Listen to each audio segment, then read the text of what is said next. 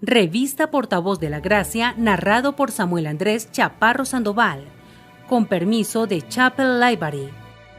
Los invitamos a encontrar más material como este en www.chapellibrary.org.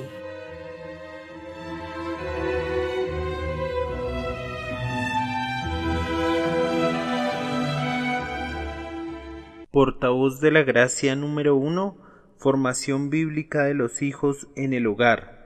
Criadlos en disciplina y amonestación del Señor, Efesios capítulo 6, versículo 4.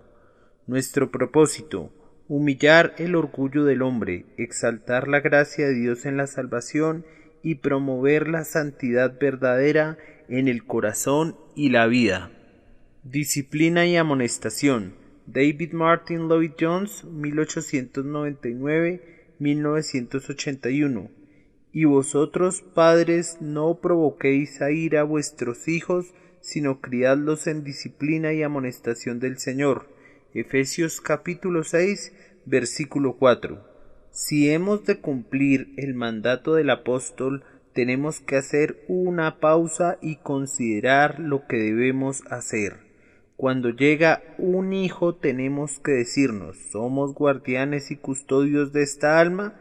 ¡Qué responsabilidad tan tremenda!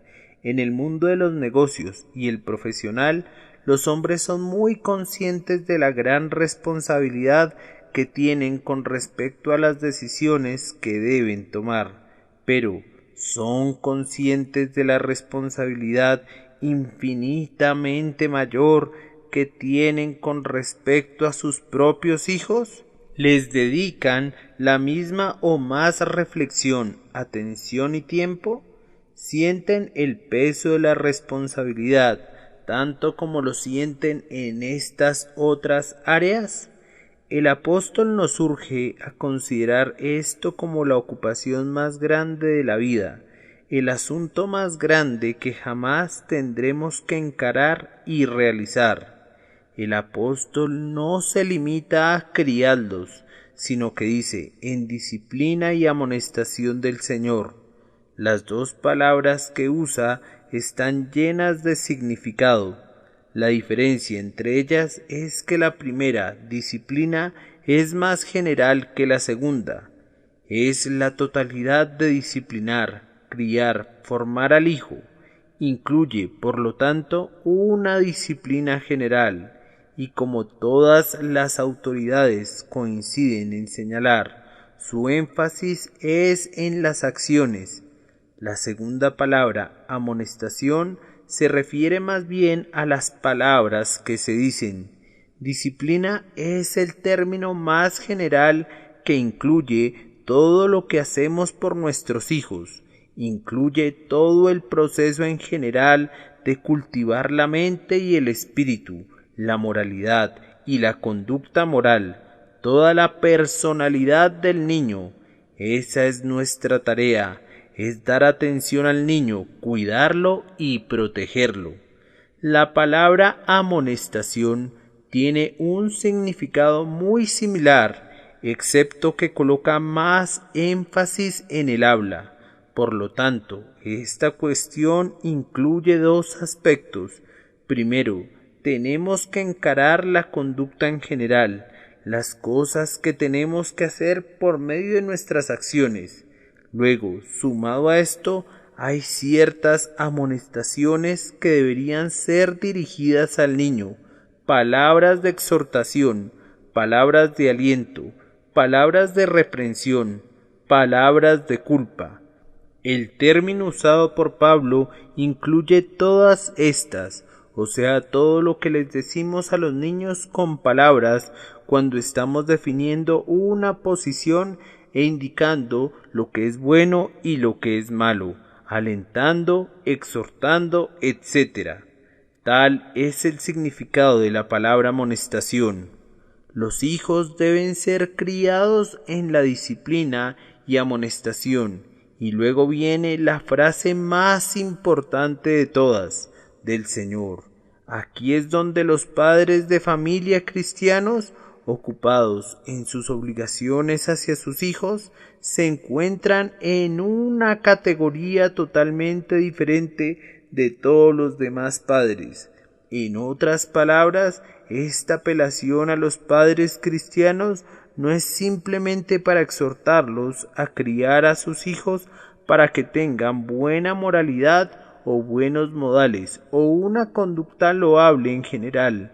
Eso, por supuesto, está incluido. Todos deben hacer eso. Los padres no cristianos deben hacerlo. Deben preocuparse porque tengan buenos modales, una buena conducta en general y que eviten el mal. Deben enseñar a sus hijos a ser honestos, responsables y toda esta variedad de virtudes. Eso no es más que una moralidad común. Y hasta aquí, el cristianismo no ha comenzado su influencia. Aún los escritores paganos interesados en que haya orden en la sociedad han exhortado siempre a sus prójimos a enseñar tales principios. La sociedad no puede continuar sin un modicum de disciplina y de leyes y orden en todos los niveles y en todas las edades. Pero el apóstol no se está refiriendo a esto únicamente. Dice que los hijos de los creyentes deben ser criados en disciplina y amonestación del Señor.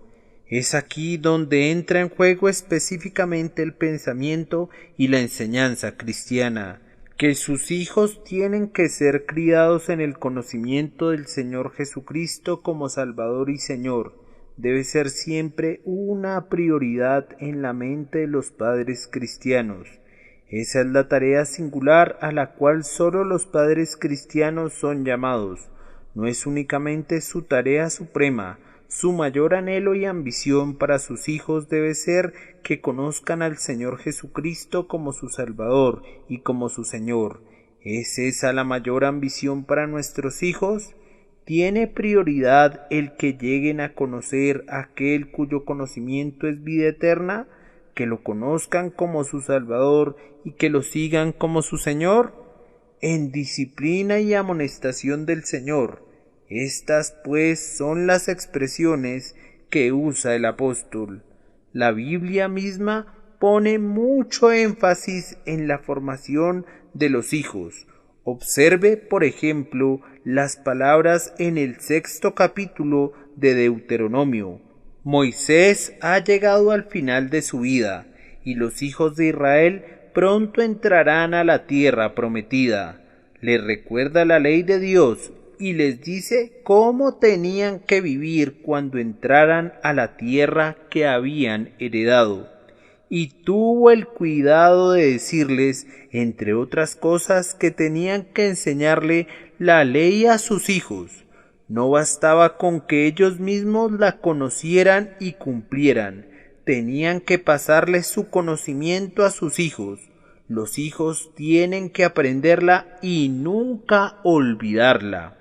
Es muy interesante observar en la larga historia de la Iglesia cristiana cómo este asunto en particular siempre reaparece y recibe gran prominencia en cada periodo de avivamiento y despertar espiritual.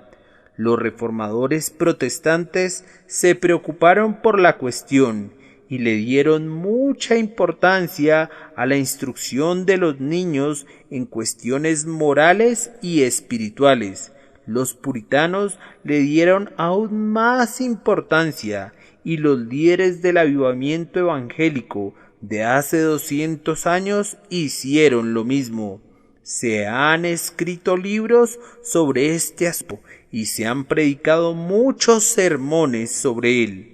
Esto sucede, por supuesto, porque cuando alguien acepta a Cristo como su Salvador, afecta la totalidad de su vida. No es meramente algo individual y personal, afecta la relación matrimonial y, por lo tanto, hay muchos menos divorcios entre cristianos que entre no cristianos. También afecta la vida de la familia, afecta a los hijos, afecta el hogar, afecta cada aspecto de la vida humana. Una de las épocas más grandes en la historia de esta nación y de otras naciones siempre han sido los años inmediatamente después de un avivamiento cristiano, un avivamiento de la verdadera religión. El tono moral de toda la sociedad se ha elevado, aun los que no han aceptado a Cristo han recibido su influencia y han sido afectados por él. En otras palabras, no hay esperanza de hacer frente a los problemas morales de la sociedad, excepto en términos del Evangelio de Cristo. El bien nunca se establecerá aparte de la santidad. Cuando las personas son consagradas, proceden a aplicar sus principios en todos los aspectos, y la rectitud y justicia se notan en la nación en general. Pero desafortunadamente tenemos que enfrentar el hecho de que por alguna razón este aspecto de la cuestión ha sido tristemente descuidado en este siglo. Por una razón u otra, la familia no tiene el mismo peso que antes, no es el centro ni la unidad que antes era. Toda la idea de la vida familiar ha declinado, y esto en parte es cierto también en los círculos cristianos. La importancia central de la familia que encontramos en la Biblia y en todos los grandes periodos a los cuales nos hemos referido parece haber desaparecido. Ya no se le da la atención y prominencia que otrora recibió. Todo esto hace que sea mucho más importante que descubramos los principios que deberían gobernarnos en este sentido. Primero y principal, criar a los hijos en disciplina y amonestación del Señor es algo que deben hacer los padres y hacerlo en el hogar. Este es el énfasis a lo largo de la Biblia. No es algo a ser entregado a la escuela por más buena que sea. Es la obligación de los padres, su principal y más esencial obligación.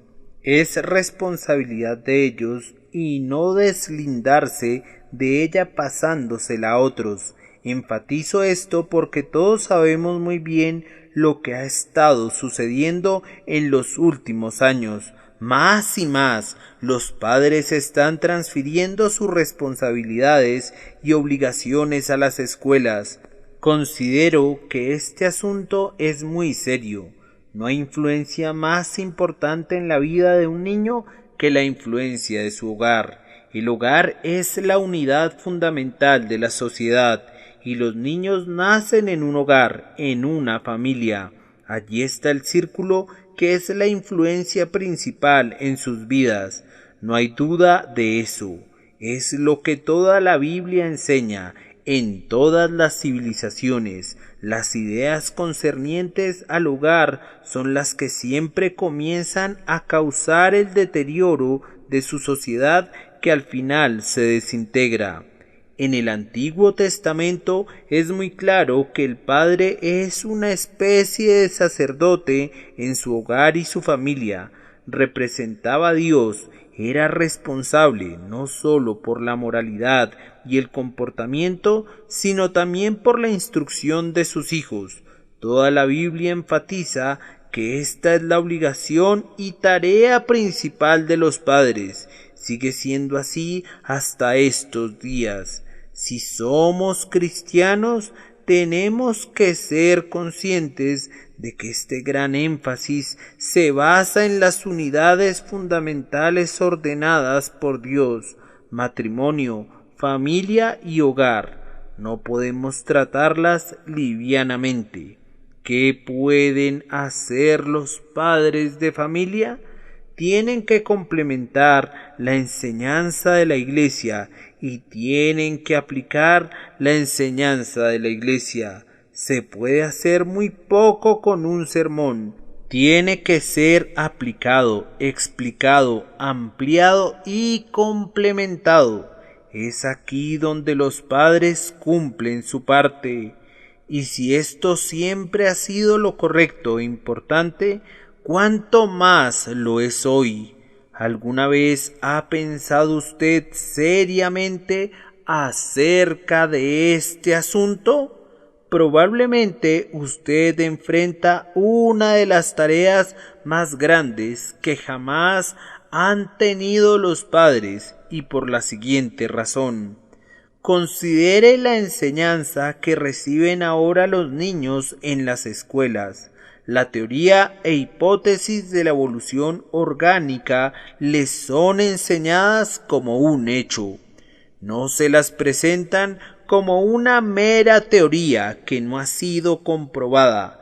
Se les da la impresión que es un hecho absoluto y que todas las personas científicas y educadas la creen, y los que no la aceptan son considerados raros. Tenemos que encarar esa situación. Les están enseñando a los niños cosas perversas en la escuela, las oyen en la radio y las ven en la televisión.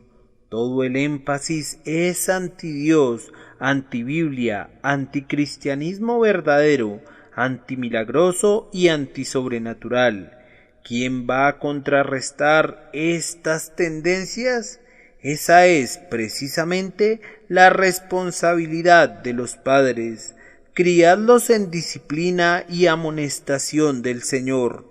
Esto requiere gran esfuerzo por parte de los padres, porque en la actualidad las fuerzas en contra nuestra son muy grandes. Los padres cristianos de la actualidad tienen esta muy difícil tarea de proteger a sus hijos contra las poderosas fuerzas adversas que tratan de indoctrinarlos. Ese es, pues, el ambiente.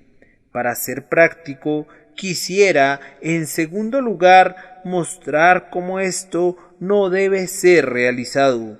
Hay una manera de tratar de encarar esta situación que es desastrosa y hace mucho más daño que bien. ¿Cómo no debe realizarse? Nunca debe hacerse de un modo mecánico y abstracto, casi automático, como si fuera una especie de ejercicio militar.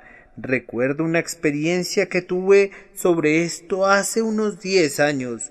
Me hospedé con unos amigos mientras predicaba en cierto lugar y encontré a la esposa, la madre de la familia, muy afligida.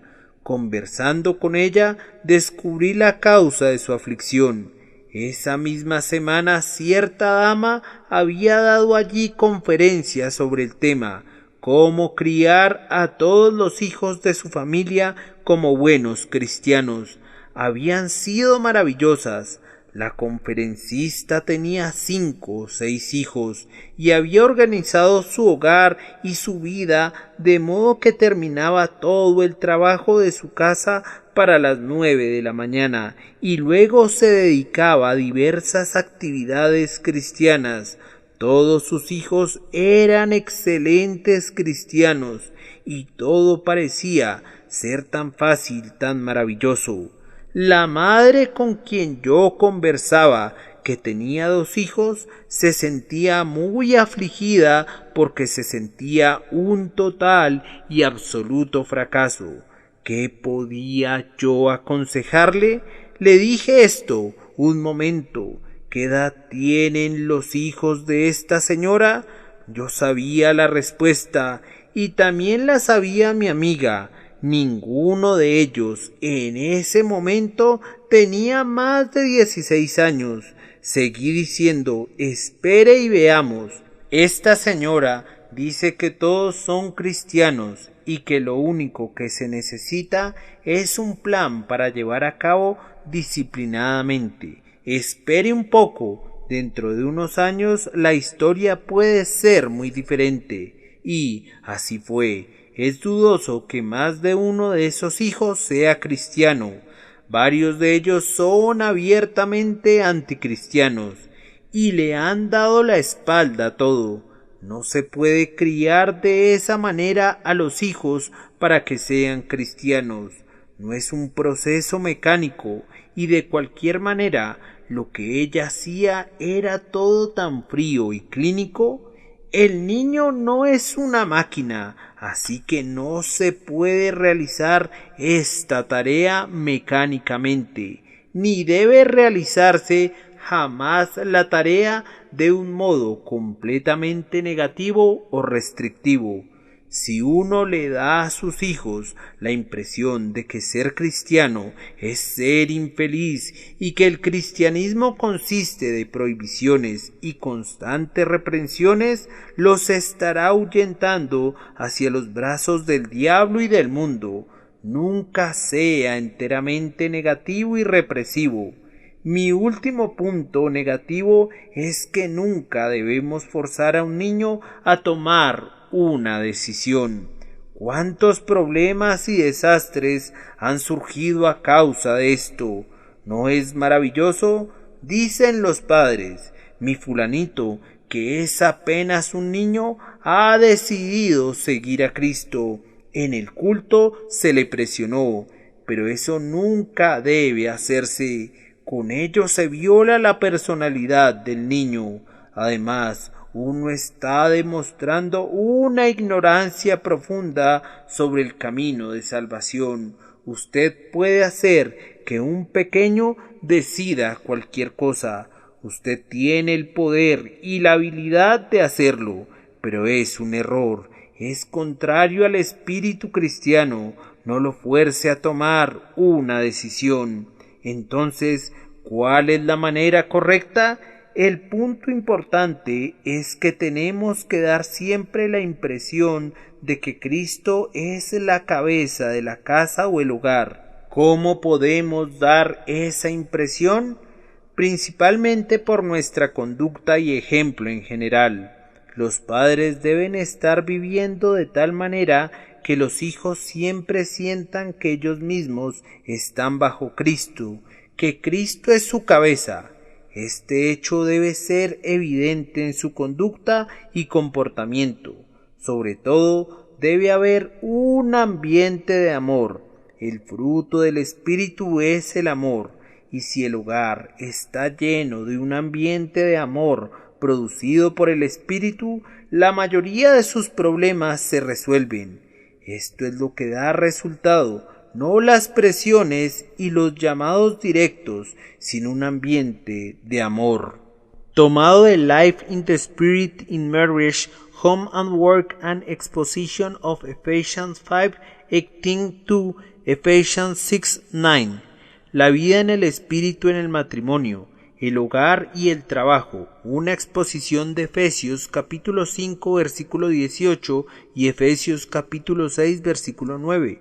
Publicado por The Banner of the Truth Trust. David Martin Lloyd Jones, 1899-1981, posiblemente el mejor predicador expositivo del siglo XX. Westminster Chapel, Londres, 1938 a 1968, nacido en Gales. Revista Portavoz de la Gracia, narrado por Samuel Andrés Chaparro Sandoval, con permiso de Chapel Library. Los invitamos a encontrar más material como este en www.chapellibrary.org.